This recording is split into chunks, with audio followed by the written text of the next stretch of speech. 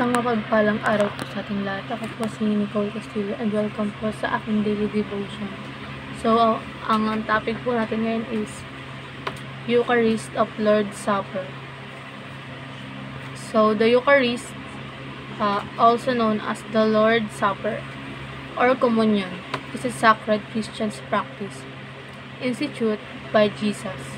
The term comes from the Greek word Eucharistio, meaning to give thanks.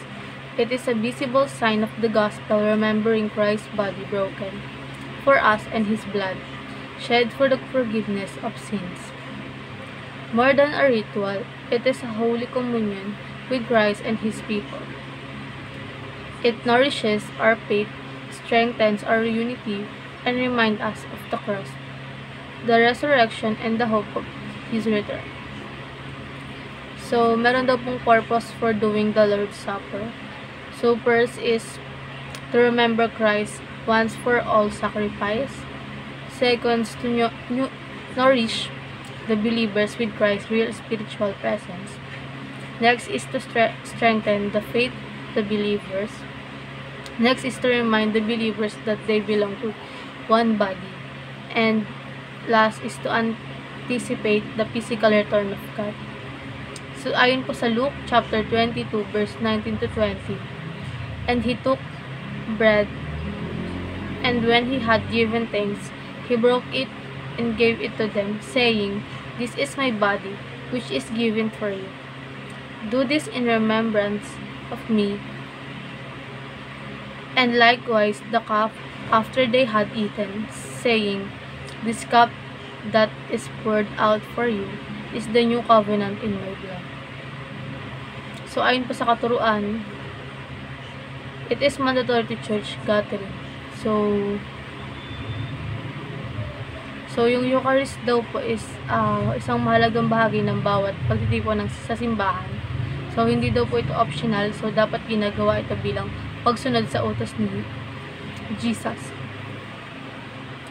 So, next po is, it is revisiting the cross of Christ until He comes.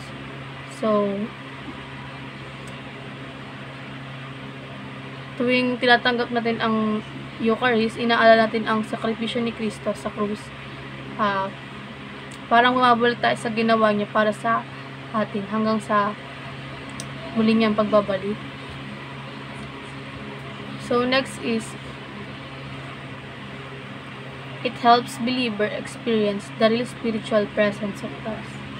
So, sa pamamagitan ng Eucharist, nararanasan ng mga nanampalataya ang tunay na presensya ni Kristo sa Espiritu. So, hindi lang ito simbolo, ito ay isang actual na pakikipag tagpo kay Jesus. So, para sa ating applications, revisit the cross of Christ. So, alalahanin po natin yung mga ginawa sa atin ng ating Panginoong Jesucristo sa kanyang mga sakripisyo.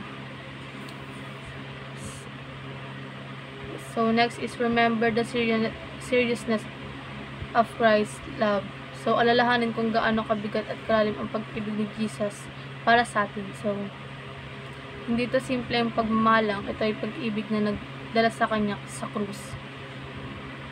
So, for the last is renew your commitment to Christ and to His body, the church. So, sa pamamagitan ng kanyang katawan ay